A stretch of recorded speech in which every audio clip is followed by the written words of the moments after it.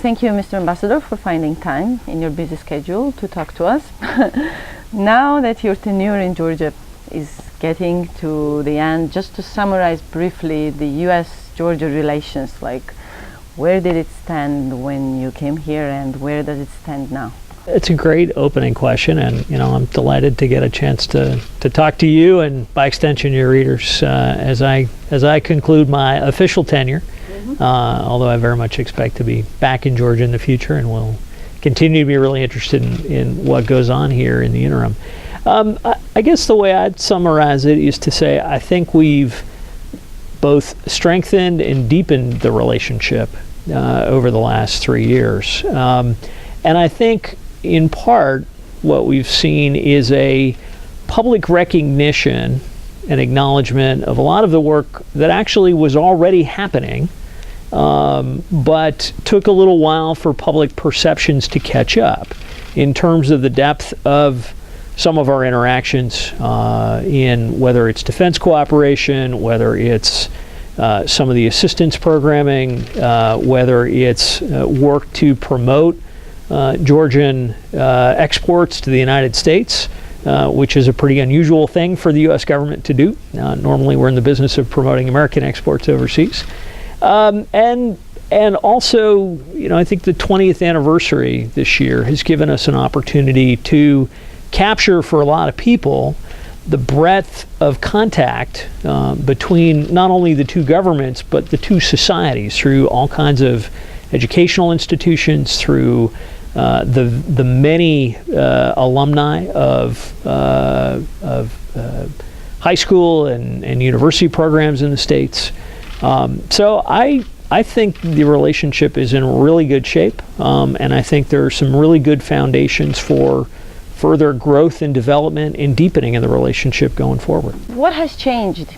Do you think there are any fundamental differences between the attitudes of current administration and the past U.S. administration in regard with Georgia?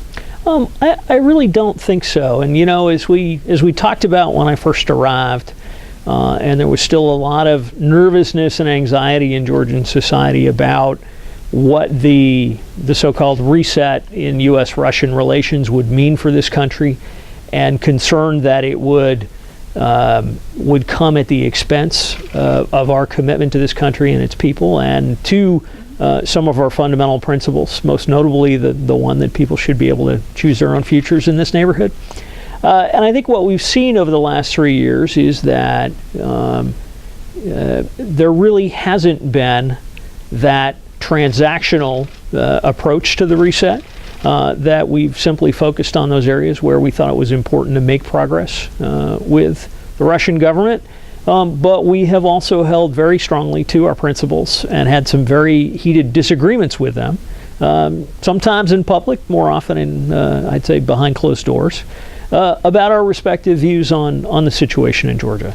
And now that you mentioned reset yourself, where does it stand now after Russia, Iran, Russia, Syria interactions? Well, I'd say we're still continuing to work through that basic optic of the principle, the philosophy behind it that was in place at the outset, which is we're going to continue to try to work with the Russian government in those areas where we believe it's in our interests and also in Russia's interest for us to try to collaborate. But we're not going to pull our punches, if you will, or shy away from expressing our concerns and our position in those areas where there is a disagreement. And I think you saw that quite clearly in the public expressions from Washington about the conduct of the last set of Russian elections, and particularly what Secretary Clinton had to say at the time.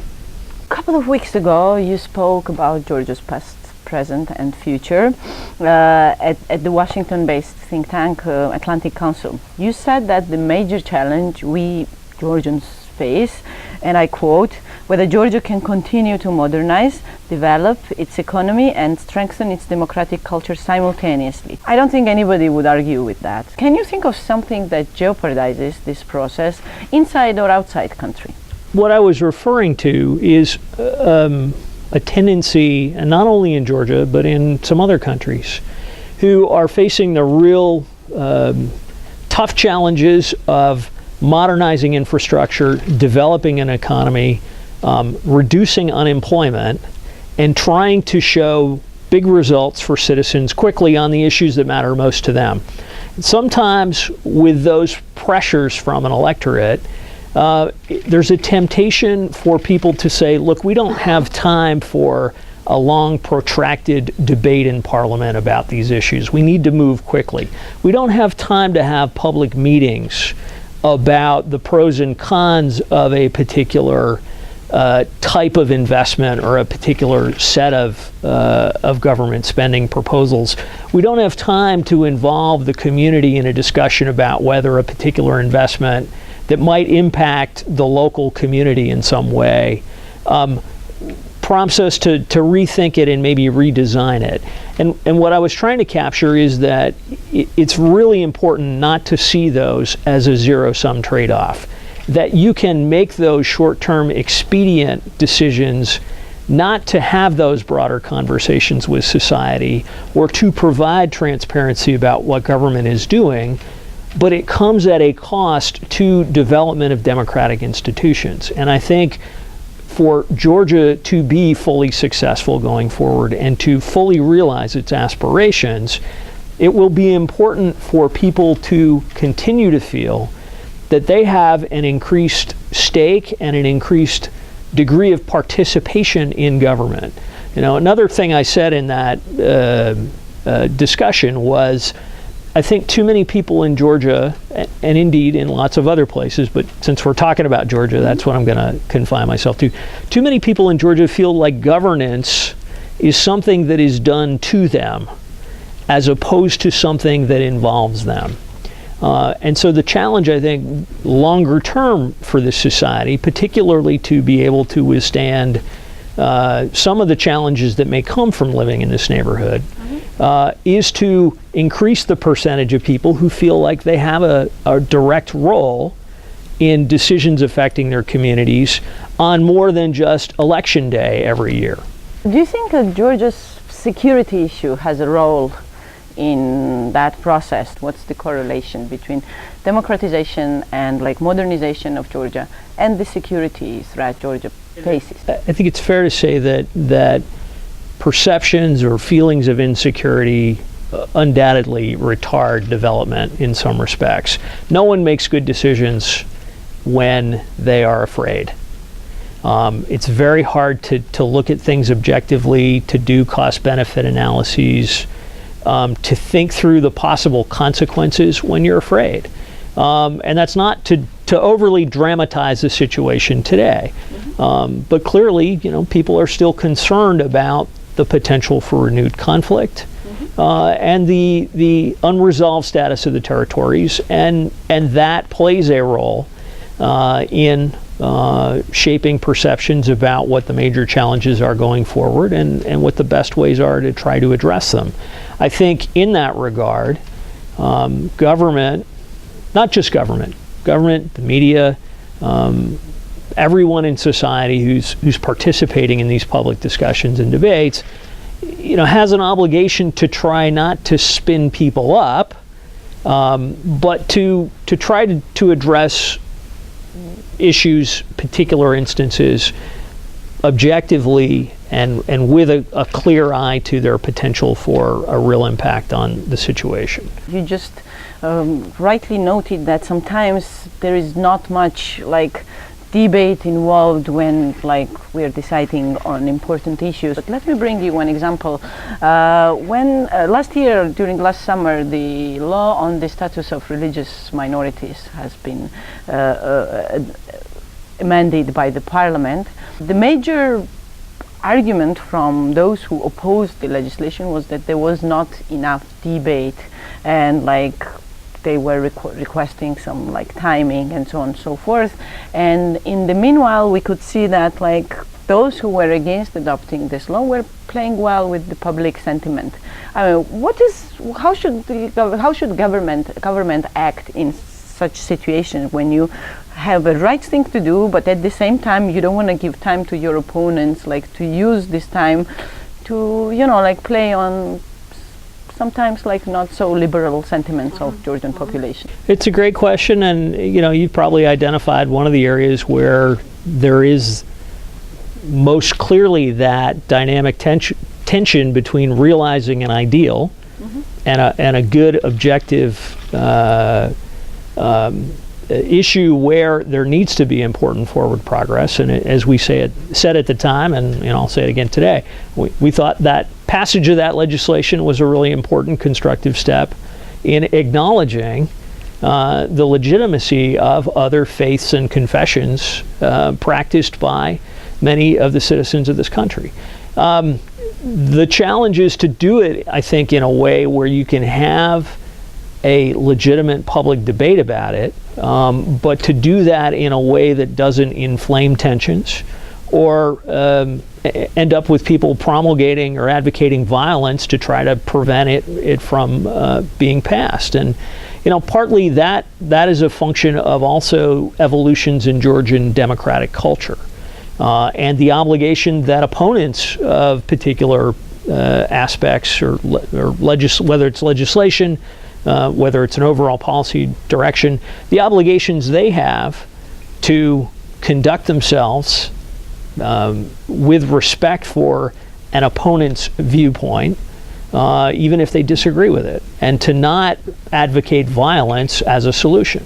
You know, I think some of the activities around the first Gay Pride March in Tbilisi, it's another great example of a case in which, look, you may not agree with those citizens wanting to be out on the street, advocating for their basic human rights, regardless of their sexual orientation. You can disagree with that. But from our perspective, it's not acceptable to advocate violence to suppress their right to be heard and their right to be fully productive citizens in this society. So, you know, to come back to your original question, what's the balance? I think it depends on the issue. And looking back on that particular legislative act, you know, I was a little disappointed with some voices in society who chose only to focus on the narrow issue of how the legislation was passed without commenting more broadly on its significance to overall democratic development. Money in politics has turned into a very hot topic in here.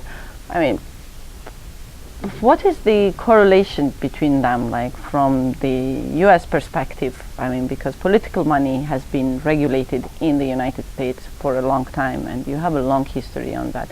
So can you just touch upon this issue, like from the US perspective? From our perspective, it continues to be a matter of strong debate and strongly held views in the United States, with many people in the States believing that campaign donations, financing political campaigns, promoting a particular point of view in an election season is a form of free speech, and that certainly is what our highest court has ruled. There are a lot of other people in the states who disagree with the court's decision, disagree with that perspective, believe that unregulated finance has a corrosive effect or warps the tone and tenor of political debate. And it's, from my perspective, it's an issue that every society has to address within their own context. But I think it's a legitimate question for government to address. And it's a legitimate question to ask about the ability of any individual, any organization, any small group of people to have a disproportionate influence on a political process, on a political outcome, on an election, simply by virtue of the size of their bank account. How does that play out currently? Well, I think part of the challenge here in Georgia right now around this issue is the quick change from a very different model previously to the current model of some pretty tight restrictions. And I think one of the things that we've voiced some concerns about, as have others, is that even as this new system is put in place and administered, it's important that it not be utilized in a disproportionate or unfair manner to curb political speech and activity by people, by any particular political organization, but also importantly that it not have the effect of cementing in place some structural competitive advantages that the ruling party may have by virtue of its prior dominance under the old system.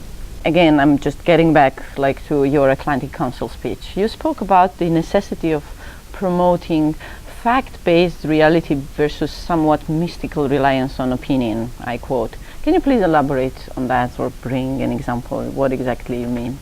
Sure. Well, I think often, and this has been a feature of a lot of my perspective in conversations with you and others about the state of journalism in Georgia and media and the quality of the discourse that's available to citizens through the media. I'm always struck by the extent to which, on any given topic, the ratio of information about the subject being discussed versus the opinion about the subject is very disproportionate. There are often very few facts, but there's a lot of strongly held views about the matter. And I find that often citizens don't have enough information to form their own opinion, to look at the situation themselves. More broadly, in this context, what I was getting at with that remark was a reflection of discussions I've had with a number of people across this society, some inside government, some outside government, some people who are really interested in politics, a number of people who are not, and who are businessmen or educators or folks in other walks of life who have collectively expressed to me their belief that one of the biggest challenges Georgia faces in its next phase of development is creating, through its educational system, a set of skills within graduates of high school or university that enable them to be competitive in a global economy. And a lot of that has to do with their ability to think and reason for themselves and take a set of facts about a situation and do cost-benefit analyses and to think about possible alternatives and to think through a problem rather than jumping to a conclusion or forming an opinion or firmly held judgment about something based on a very, very narrow slice of information. Talking about mystification, the role of U.S. ambassadors and the U.S. in general has been often exaggerated. Some people tend to turn you into something almighty. There were talks about the U.S. staging the revolution, bringing Saakashvili as the president, and then I don't even remember how many times he was supposed to be taken by U.S. high-level officials who were visiting Georgia. Okay, now they are here to take back Saakashvili from where they brought him, or something like this. And there were these rumors. Some people still believe, and I mean, some high-level politicians, that whatever happens here is decided in the United States. What is your reaction to those when you hear those kinds of rumors? What's your take on that? Well, my sense is it reflects, first off, a bit of Georgia's longer history, where a lot of what has happened in this country, in this geographic space before it was an independent country, was decided somewhere else. And the extent to which your history features lots of large foreign powers exerting, either directly because they've invaded and occupied the country, or have been offshore, if you will, exerting a disproportionate influence on what happens here. So for a lot of people, it's just, they think it's a natural progression. I would argue that I think our relationship is very different from any of those past large foreign presences that has been interested in this country and trying to support its people. And primarily because, frankly, it is a partnership, it is a relationship. It's one between two governments, first and foremost, but also between two countries where we provide advice and perspective and in many respects, technical assistance or some financial assistance to help people in this society realize their goals. Some of those people are in government. Some of those people are in universities. Some of those people are in the private sector. But it's always with an appreciation that these are Georgia's and Georgians' decisions to make. And so for the folks who think that we're busy engineering the next phase of Georgia's political evolution in Washington, that's just simply not the case. When you speak of danger of ethnic chauvinism to be potentially employed in the election campaign ahead of October polls, what is it you mean? And also, do you share your fear with the political parties or the actors concerned? Well, to start with the second half of your question, we as the United States, I think, have shown in any number of places on any number of issues a very high degree of consistency between what we say publicly and what we say privately. So, the answer to that is, of course, we talk about it with a variety of people without getting into the details of any specific conversation. I think what I'm referring to is as part of what is clearly at least an initial feature of the unofficial portion of the campaign season, is the debate over the degree to which change in this society, how it's organized, what sorts of economic opportunities are present for people, is either consistent with Georgia's heritage and traditions or incompatible and inconsistent. And I think that's a legitimate debate for people to have with respect to specific policies.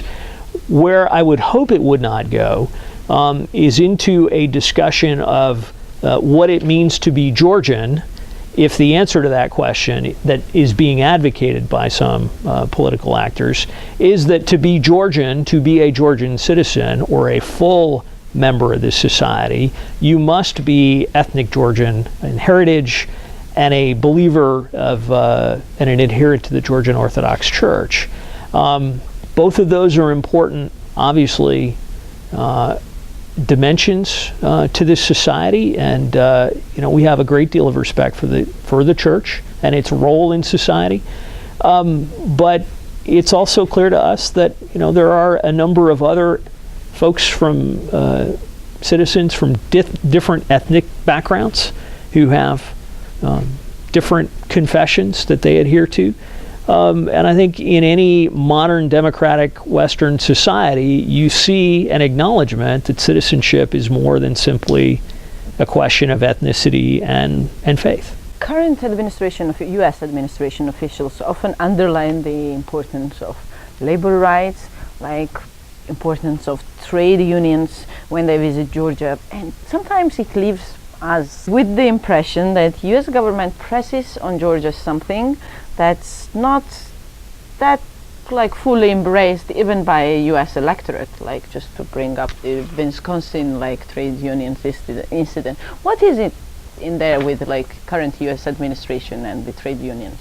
Well, our approach on this issue is not specific to a particular union or its professed policies or what it would like to see out of its relationship with the employers. Our focus on this issue is about basic labor rights.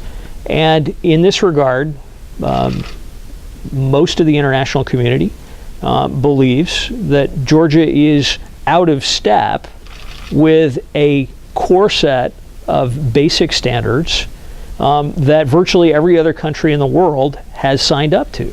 And one of them is a protection of the rights of employees to have recourse when they're fired, to understand why they've been fired, and to ensure that simply because they would like to organize or look at organizing, to talk to their employer about basic conditions, quality, the conditions of work, if you will, that they won't be fired simply by virtue of that provision.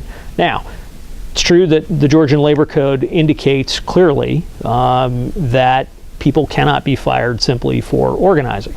But it's also true that employers can fire anybody at any time without any reason, provided they provide a fixed amount of compensation. Those two provisions appear to us to be contradictory. And so what we're really talking about is a set of core labor standards as opposed to a specific set of very detailed provisions related to a specific piece of the labor movement in Georgia. Yeah, but like the sort of those who disagree, like say that, okay, when you have an unemployment problem, like giving the, like sort of having a liberal labor code, like will help you to tackle the problem. I mean, is there something that, you know, like totally inadmissible in this argument? Like, what is your attitude to that argument? Well, I think to a certain extent it's a false argument because I think longer term for Georgia's development, I don't think this country wants the kind of employers who are attracted primarily by the absence of any labor protections. And it has, I think, over time, a potentially corrosive impact on perceptions of government's role in the extent to which it is protecting citizens in some basic ways. As an example, you know, mine safety is an issue in lots of places in the world, and no one likes to see mining accidents happen. It seems reasonable to me that if employees of a mine want to get together and talk with the employer about unsafe conditions in the mine, particularly if there have been deaths recently, they should be able to do that without being afraid of losing their jobs. You spoke also about, and you always speak about, the challenge of ensuring competitive environment so during elections, so that people focus more on contesting elections themselves rather than on contesting the legitimacy of the process. Well, you just, you know, like had a press conference where you like declared the U.S. support for monitoring the elections, and like National Democratic Institute and International Republican Institute are among the ones who will be following the process. I mean, how realistic is to believe that when major political players like calls this organization, one of Merabishvili's like pet organizations, like it is possible and feasible to ensure that there will be no questioning of the legitimacy of the elections. Like even those organizations, like where their sort of integrity was doubted after like the polls were published, you even received a letter like from a major opposition coalition just asking to stop, make those organizations stop making like public opinion surveys because of, I don't know, like some reasons they enumerated. I mean, what do you think of this situation, and how feasible, how optimistic you are about the process that would be taken as legitimate by all the stakeholders? How possible it is? I think it's still very possible. I think it depends on the extent to which, again, parties choose over the next 3.5 months or so to focus on the issues that matter to voters, and the extent to which they can present their proposals about how they'd address those issues, and the extent to which the election is in part a debate about how well government has done or not done in addressing the issues that matter to voters. I think every electoral system can be modified and tweaked and improved, and you know, we're still constantly working on our own electoral system. So it's with a degree of respect for how difficult this process can be that we have over the term prior to this, you know, been providing some advice and perspective about changes to the electoral code. We would have liked to have seen more changes than ultimately resulted, but generally speaking, we think this electoral code is an improvement on the past in terms of providing opportunities for people to compete. And I think, notwithstanding some specific instances in which people may have legitimate concerns about individual incidents, curbing their ability to organize or to be present in rural communities or wherever it is without fear of being intimidated by law enforcement or activists from another party, any of those kinds of things. There are going to be those incidents, probably, hopefully not very many. But notwithstanding that, I think it's important that those pieces be kept in perspective in the context of the overall environment, and that the election be about the issues and the differences between the parties as opposed to an election and a referendum on the system itself. What are the most, not necessarily positive, but remarkable memories of your Georgian stay? It's probably too early to ask me that because I'm still absorbing and thinking about my time here. For me, these experiences, this career I have, ultimately always comes back to people. And so, you know, the most salient memories for me are the many people I've met and interacted with, starting from the president, but equally the people I've met in places like Ushkuli and Harishi and some of the small villages in Svaneti as I'm out hiking, or I think most importantly, the students I meet when I go to schools and see the civic education clubs where kids are interested in trying to make a difference in their own communities and learning the tools and the skills for how they can do that. And it's particularly that latter set, students I interact with, whether they've gone to the States for a year and come back, or they're thinking about going, or they're just out in whatever Georgian school it is that I visit, they give me a lot of optimism about this country's future. Because I think, as I mentioned in another piece of my remarks at the Atlantic Council, I really do think there has been a mental revolution in this country, and I think it is a really important foundation for its future success. Thank you very much. Again, thank you for finding time. And thank you. Glad to do it. Bon courage, like good luck in your endeavors. Well, thank you. Thank you. And I'll be back.